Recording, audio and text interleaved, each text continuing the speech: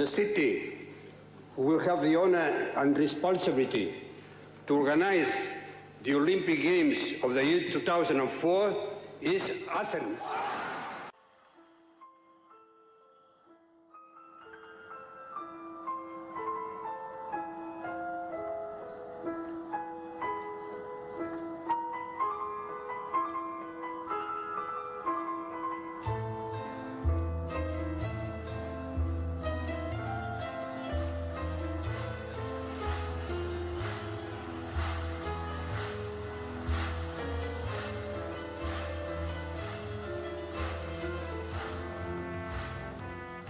Thereby electing Paris as host city of the Games of the 33rd Olympiad 2024.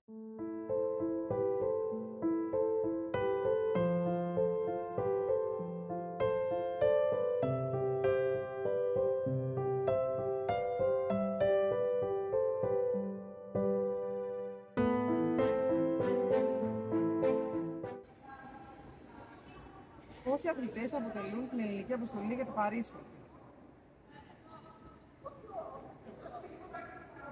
Λοιπόν, 101.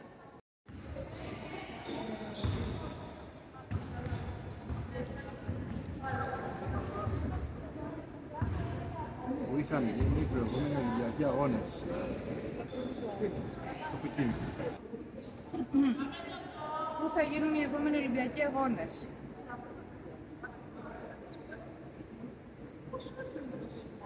Λος Άντζελες.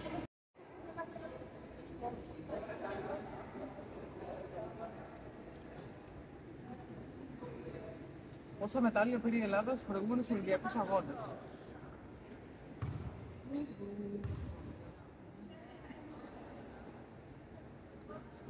4.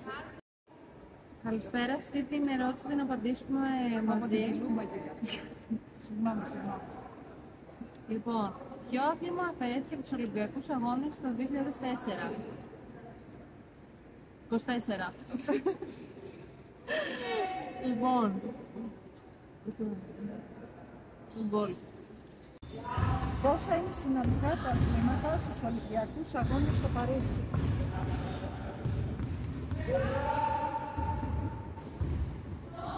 32. Ποιο από τα παρακάτω θα είναι για πρώτη φορά Ολυμπιακό άθλημα στο Παρίσι? Το break dance. Ποιο άθλημα θα εμφανιστεί για δεύτερη φορά στους Ολυμπιακούς Αγώνες?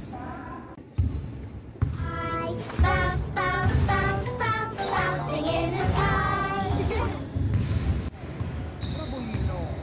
Πόσες χώρες θα συμμετάσχουν στους Ολυμπιακούς Αγώνες στο Παρίσι? Ναι. Θα πω 202. Λέμε. Ποιο από τα παρακάτω δεν είναι Ολυμπιακό άθλημα? Break dance, άρση βαρών και κέντημα. Δυσκολεύουν πολύ, αλλά θα πάμε το κέντημα.